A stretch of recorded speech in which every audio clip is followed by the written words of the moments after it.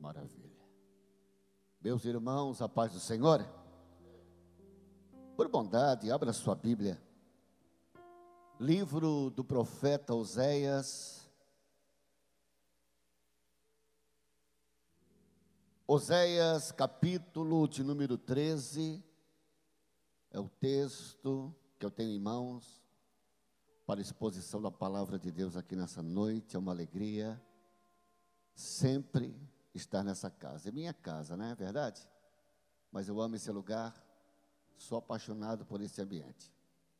Quero agradecer a vida do pastor Adriano pelo convite, pastor Sérgio, todos os obreiros que estão aqui na nossa retaguarda. Eu tenho uma palavra de Deus para a tua vida nessa tarde, você crê? Quando o pastor Adriano formulava o convite na manhã de ontem, após a nossa oração aqui, preparando para a tarde da bênção, o Senhor colocou essa palavra no meu coração. Oséias capítulo 13, a partir do versículo de número 5, diz assim, ó: eu te conheci no deserto, em uma terra muito seca. Você pode tomar seu assento?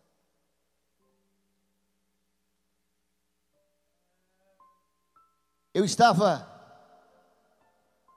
orando a Deus, argumentando-me com o Senhor, pedindo aos céus que me desse uma revelação para essa noite. Embora o texto que acabei de ler, ele faz referência à campanha dessa quinta-feira, o Senhor falou muito ao meu coração durante o dia chamado hoje. Eu não sei se você já percebeu ou já leu, é a única expressão na Bíblia, principalmente usado por algum profeta, que Deus vai fazer uma identificação, vai trazer um registro, coisas que nem mesmo os livros históricos, poéticos, os evangelhos, as cartas de Paulo, vai notificar esse reconhecimento de Deus para com o seu povo. Sabe o que eu parei no dia de hoje? Eu parei para entender que Deus não dissera a Israel: eu te conheci quando ainda meu servo José assumira o governo no Egito, que lembrara de 70 almas, que assim alcançaram o Egito e habitaram na terra de Gósen, e cresceram de forma inumerosa, que até mesmo o faraó esquecera da bondade de José, e viveram um período de 430 anos exilados dentro do Egito. O Senhor só vai fazer menção desse reconhecimento, pastor Sérgio, quando o seu povo vai começar a trilhar o deserto. Eu acho tão interessante porque quando nós começamos a estudar a Bíblia, nós temos que entender que essa fala da parte de Deus para com Israel, ela já estava notificada nos lábios de Abraão, e o próprio Deus afirmou a Abraão, dizendo: olha, Abraão, a tua semente será peregrina em terra estranha. Só que Deus não notificou o deserto e nem fizeram o reconhecimento. Mas o mesmo Deus que dissera a Abraão que a sua semente seria peregrina em terra estranha, o mesmo Deus afirmou a ele que um dia esse povo sairia pela porta da frente, caminharia por um deserto, mas alcançaria uma terra que manava leite e mel. Enquanto eu tirava um período de oração no dia de hoje, o Senhor me fez entender que o crente, ele enfrenta pelo menos 3 desertos na vida, para o seu reconhecimento. E a nossa irmã, quando ela estava louvando, ela, usada pelo Espírito de Deus, ela me deu a ideia do primeiro deserto. E o primeiro deserto, eu intitulo ele como o deserto vocacionado. Pastor, como assim? Toda pessoa que é vocacionada, alguma situação, seja de ordem profética, ou seja, de ordem pastoral, ela sempre vai ter que enfrentar um deserto. Você já percebeu isso? Deus não fez menção nenhuma de Moisés enquanto ele desfilava, desfrutava dentro do palácio, sendo paparicado pela filha de Faraó. Deus só vai fazer reconhecimento e vai vocacionar Moisés quando ele está lá no deserto de Midian, quando o próprio Deus se manifesta. Eu acho lindo a manifestação de Deus, porque Deus tinha tantas pessoas para chamar a atenção de Moisés, para se vocacionar para a sua chamada. Deus poderia usar Jetro, Deus poderia usar Zípora, Deus poderia usar até mesmo Jetro, o seu sogro, mas Deus se manifestou em algo tão simples, que nem a nossa botânica, pastor Sérgio Travasso, sabe confirmar, mas foi mediante uma sarça que se manifesta a Moisés, que a voz de Deus vai ecoar e vai vocacionar ele para uma grande chamada. Eu estava pensando na vida do profeta, que nós chamamos do profeta do fogo. O próprio Elias também enfrentara o seu deserto, e eu poderia intitular o deserto de Elias como o deserto da provisão. Por quê? Porque foi Elias que profetizou a seca sobre Israel. Foi o próprio Elias que disse que havia escassez de água. Foi o próprio Elias que Deus orientou Elias a ir diante do Querite, sendo sustentado por Deus, tomando água do riacho. Pela manhã recebia a visita de corvos, traziam pão e carne no bico. Da mesma forma, no entardecer, Deus usava desse mesmo método. Deus sempre vai ter um deserto na vida de alguém. Para quê? Para prover alguma situação. Só que o Espírito de Deus me fez entender que até mesmo Cristo foi conduzido a um deserto. E eu acho interessante, porque a Bíblia não vai dizer que ele não foi por conta própria, porque ninguém entra no deserto de conta própria. A Bíblia diz que o Espírito do Senhor é que conduziu ele ao deserto. Pastor, porque quando o Espírito nos conduz, ele vai se encarregar de tudo. As tentações aparecem, os banquetes vêm, mas quando você olha para o capítulo 4 do Evangelho de São Mateus, você vê que ele resistiu tudo isso para assumir a identidade que o próprio Deus estava reconhecendo quem era. Só que no dia de hoje eu me deparei com uma situação, e essa situação ela me trouxe um texto. E o texto que o Senhor me fez entender é que quando nós enfrentamos um deserto, a gente carrega algumas ideias, e essas ideias elas são fundamentadas na mente do crente. Todo crente que ele enfrenta um tipo de deserto, ele fala que deserto é abandono, deserto é escassez. Mas diante de tantas situações, um dia, um belo homem, nós conhecemos ele como a segunda monarquia de Israel, nós chamamos ele de Davi, seu nome, e a Bíblia vai dizer que ele está a pensar, e quando você olha para o capítulo 9 do segundo livro do profeta Samuel, ele não está a pensar na vizinha Betseba, não, ele vai lembrar de uma amizade. Olha que interessante, até no deserto nós lembramos de amigos. Não é porque estamos no deserto que nós vamos nos afastar de certas companhias. É no deserto que nós paramos para pensar em algumas situações. E o texto no capítulo 9 vai dizer que ele para e vai dizer: será que existe alguém? Será que é existente alguém da casa de Saul para que eu possa usar de bondade por amor de Jonathan, seu filho? Sabe o que eu pensei? Eu pensei que um mensageiro que traz a identidade do reconhecimento do deserto sobre a vida de Mefibosete, poderia ter dito: olha, não é filho de Malquissua, não é filho de Isbosete, não, ele é filho de Jonathan. Você parou para pensar o choque que leva a Davi quando sabe que existe um descendente de Saul, filho de Jonathan, enfrentando o deserto? Você já parou para pensar?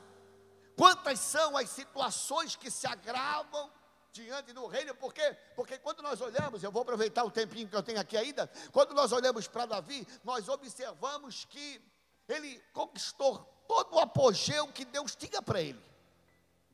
Ele enfrentou vários desertos na sua história, mas ele cria uma aliança com alguém, e essa aliança que ele cria com o filho de Saul, vai lhe proporcionar algumas vantagens, e a porta que Mefibosete está aguardando.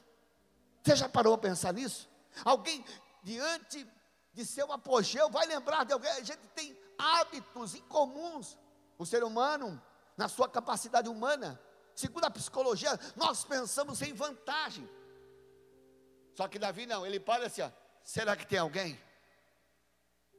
Será que é existente alguém em vida para que eu possa usar de bondade? Quando você lê o capítulo de número 9 do segundo livro do profeta Samuel, você vai entender que existia ainda um servo da dinastia de Saul, e o seu nome é Ziba. Ziba, dentro do contexto da ideia de pessoa informada. Só existe alguém que tem informações concretas da minha história no deserto e da sua. É o Espírito Santo de Deus. Só Ele vai entender os nossos desertos e vai trazer informações concretas. Ele chega diante do rei Davi, pastor Adriano, e diz dessa forma: tem um. Ele não tem nem qualidade para estar aqui. Ele está enfrentando um deserto na sua história. Mas Davi não vai colocar picuinhas diante da situação. Davi vai designar eles assim, ó: manda chamar. Eu recebo a orientação do Espírito de Deus nessa noite para dizer para vidas que estão aqui hoje: Uracandarabassuramandarapi. Deus está vocacionando alguém para buscar a sua história no meio das situações mais agravantes que você enfrenta. Eu fico pensando quando o próprio Ziba chega na casa de Marqui, filho de Amiel, em Lodebar. Olha para mim e vem você, olha assim, ó: vim te buscar. O teu tempo de deserto deu término hoje. Por quê? Porque o rei mandou te chamar. Eu não quero nem entrar na parte histórica. Eu só fico pensando nos olhos de Mefibosete. Por quê? Porque Mefibosete já vem de uma história. É só você começar a ler o capítulo de número 4 do segundo livro do profeta Samuel, e o versículo de número 4, você vai ver que ele foi vítima de uma tragédia. Em meio a uma guerra, em meio de uma situação que se agravou, a sua ama tenta socorrer ele, para ele não ser morto como seu pai e seu avô. Ele, pela infelicidade da vida, ele cai e fica aleijado de ambos os pés. Ele é adotado, é levado para a casa de Marqui, filho de Amiel. Havia, como dizem alguns pregadores, ele tinha sangue azul na veia, pastor. Porém, estava dentro de uma terra que existem muitas vertentes, algumas ideias formuladas concernente a Lodebar. A gente aplica muito isso, que ele estava no meio do deserto. Mas é no meio do deserto que Ziba vai lá e diz assim, ó: a tua hora chegou. É tempo de você sair desse ambiente. Como diz a nossa campanha aqui, é tempo de você voltar a prosperar. E sabe o que me chama a atenção, irmã Andressa? É que a Bíblia vai dizer que quando ele chega diante do rei, o rei vai trazer uma fala para ele. E a fala que o rei vai trazer para ele é assim, ó: tudo. Não é uma meia água atrás da casa da sogra, pastor Sérgio, como a gente tem hábito lá em Itajaí, não é verdade? Tudo que era de teu pai Saul, eu vou restituir. Levanta a sua mão, porque eu quero profetizar aqui nessa noite. Deserto na sua vida é tempo de restituição. Davi poderia ter dito dessa forma para ele: ô Mefibosete, eu vou usar contigo de bondade, eu vou dar algumas regalias para você, porque me traz uma informação que você é aleijado. Alguém está dizendo que você é inútil, mas não tem essa afirmação. Ziba até colocou em pauta isso, mas Davi não acata essa ideia. Davi traz ele para dentro do palácio, tudo. E esse tudo me dá a ideia de totalidade. Parece que Deus, quando resolve extrair histórias do deserto, Ele faz com que as pessoas nos observem com um olhar diferente. Não é verdade? A gente, quando lê a história de Mefibosete, algumas pessoas pontuam que ele viveu pelo menos 2 décadas na casa de Marqui. Um tempo passa, Davi já está reinando em Israel. Davi está próspero. Davi conquista Jebus, terra que Josué nos seus dias, pastor Adriano, não conquistou. Davi ganha as batalhas. Davi cria um vínculo que todo Israel tenta ovacionar o seu reino. Davi está muito bem. Agora parar e sentar no trono e dizer: eu estou lembrando de alguém. Para quê? Para fazer prosperar. É só Deus que faz isso por alguém, irmãos. É só Deus. Quando começou a pandemia, eu olhei para essa esposa, para minha esposa, e disse para ela: amor, e agora? Ela disse: agora nós vamos viver do quê? Irmãos, eu pensei que o negócio ia estreitar. O deserto tentou até nos abraçar. Eu olhei para o livro de Apocalipse, capítulo 6, eu olhei para a Célia e falei assim: Célia, não é o fim ainda.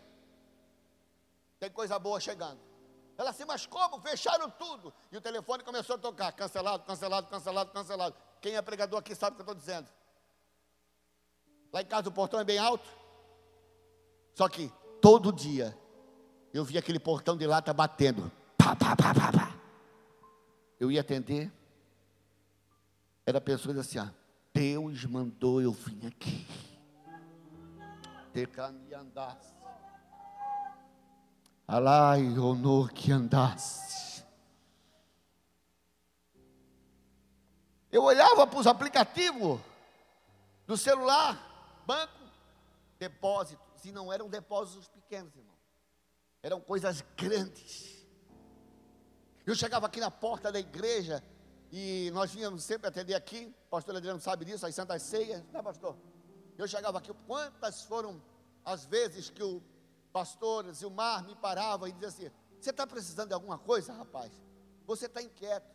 Eu disse assim: não, pastor, eu estou comendo o melhor dessa terra, porque existem desertos que Deus vai ter que conhecer lá.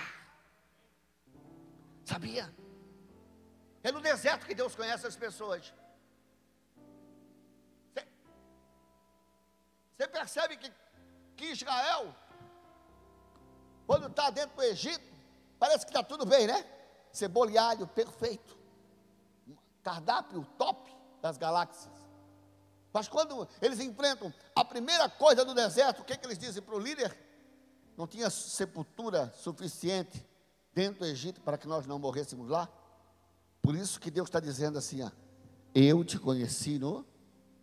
A nossa identidade, ela é reconhecida no deserto.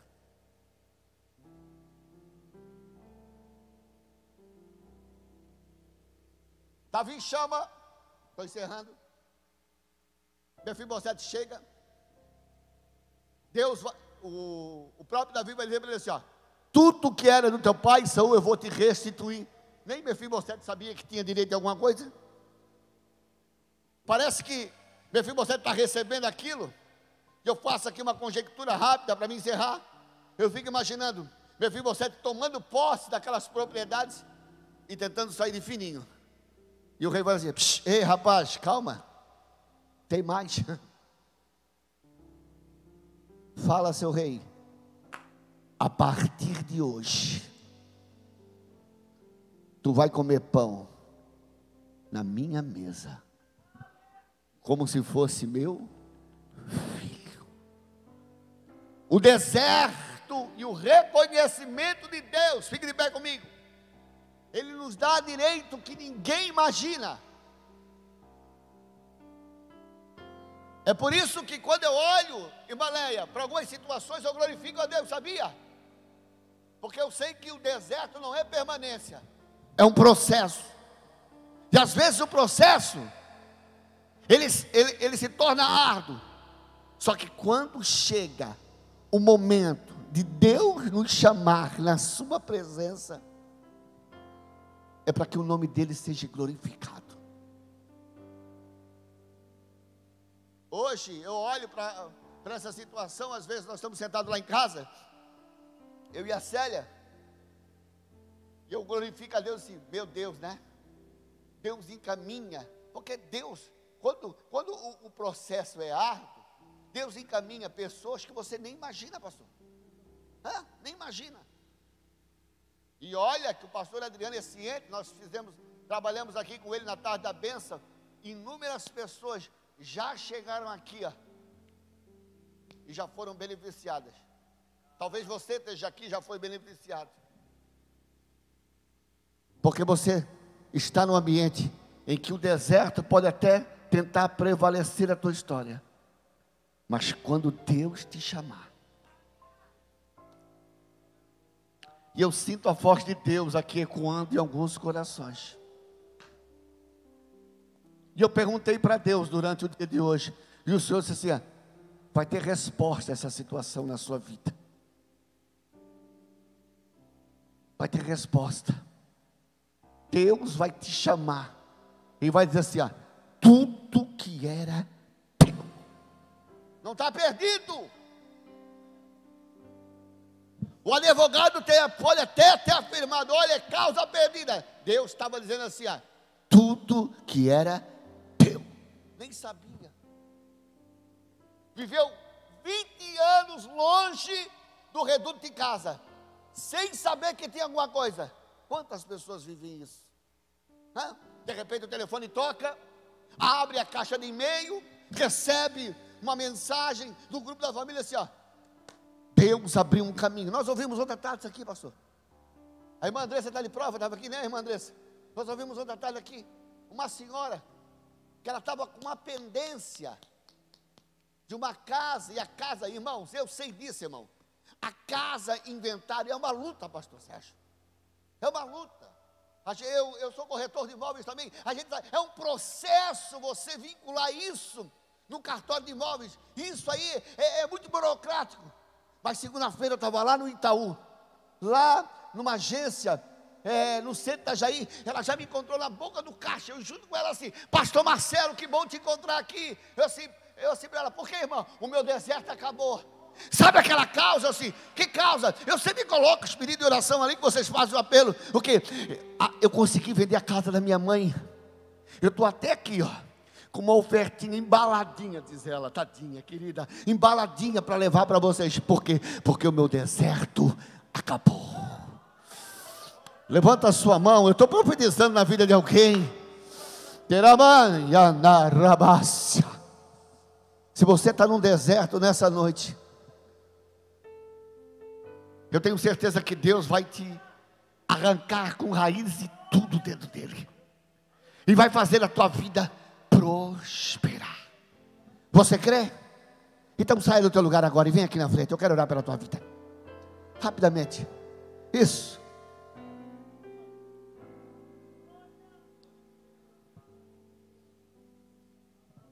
Rápido, isso. Vem aqui na frente, vamos orar. E eu te conheci no deserto, em uma terra muito seca. Nós vamos orar, os obreiros vão estar nos ajudando.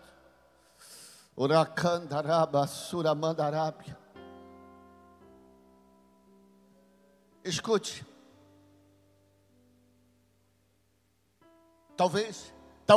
talvez o ritmo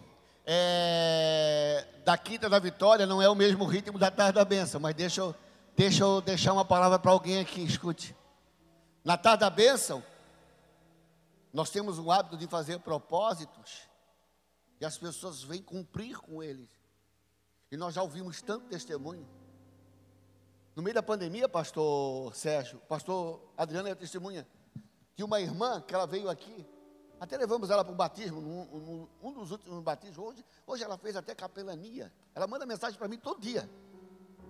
Ela chegou aqui dizendo que o marido dela estava na lista de pessoas que seriam desempregados da Praiana. Eu falei, a Praiana, meu pai foi um dos primeiros funcionários da Praiana aqui em Camboriú. Eu olhei para ela assim, estou crendo numa palavra profética. Ela se creio, pastor. Então vai em paz, porque Deus vai entrar com providência.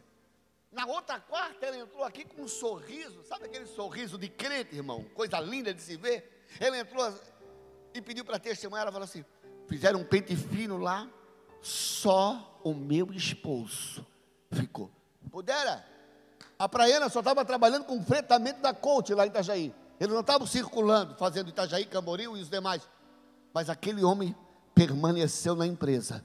Hoje você vê uma pessoa alegre. Eu vou apresentar, na casa eu mostro ela para você. Alegre, crente. Por quê? Porque ela creu no propósito de Deus. Escute. Eu tenho mais de 5 minutos de escute. Esse deserto que você está enfrentando é só para te aproximar de Deus. Só para aproximar. Sabia? Não dá para reclamar não. Deus te trouxe nesse ambiente hoje só para dizer isso para você. Ziba, tipificado pelo Espírito Santo de Deus nessa noite, ele está indo diante de Deus assim, ainda existe um, e está lá em Camboriú, glorificando a Deus, indo na Quinta da Vitória, acreditando que vai prosperar no deserto. Você crê? Vamos orar? Pai, nós queremos te glorificar nessa noite, Pai. A palavra é simples e objetiva, Senhor, mas eu tenho certeza que aqueles que ouviram essa palavra, Senhor, foram tocados por elas. Tem muitas pessoas que entraram aqui nessa noite, Senhor, vieram em busca de um milagre, meu Pai. Foram sensibilizados, ó Deus, por aquilo que for anunciado, Senhor. Estão na campanha, Senhor, crendo e acreditando, Pai. Deus, o Senhor reconheceu eles no deserto, viu, Senhor, criou uma identidade, meu Pai, para que eles pudessem estar aqui nessa noite, Senhor, e ser alcançados pela Tua glória. Espírito Santo de Deus, eu quero te pedir, Senhor, que vidas aqui venham testemunhar, Senhor, das Tuas grandezas, Pai. Que vidas que entraram aqui, Senhor, possam, Senhor, ser alcançados por Ti, meu Pai, porque nós cremos no Teu bom nome, Senhor. Existem pessoas aqui que estão vivendo os piores desertos da vida, Senhor. Estão como Israel, Senhor, trilhando os seus 40 anos, ó Deus, nenhuma perspectiva de vida, Senhor. Deus, mas vai chegar a hora que esse Jordão vai se abrir, Senhor. As muralhas vão cair e eles vão alcançar os seus objetivos. Deus, é noite, Senhor, de nós alcançarmos, ó Deus, as suas benevolências, Pai, porque nós cremos no Teu bom nome. E você diz amém? Abraça alguém do teu lado e diz assim, o teu deserto termina hoje em nome de Jesus. Obrigado, pastor Adriano.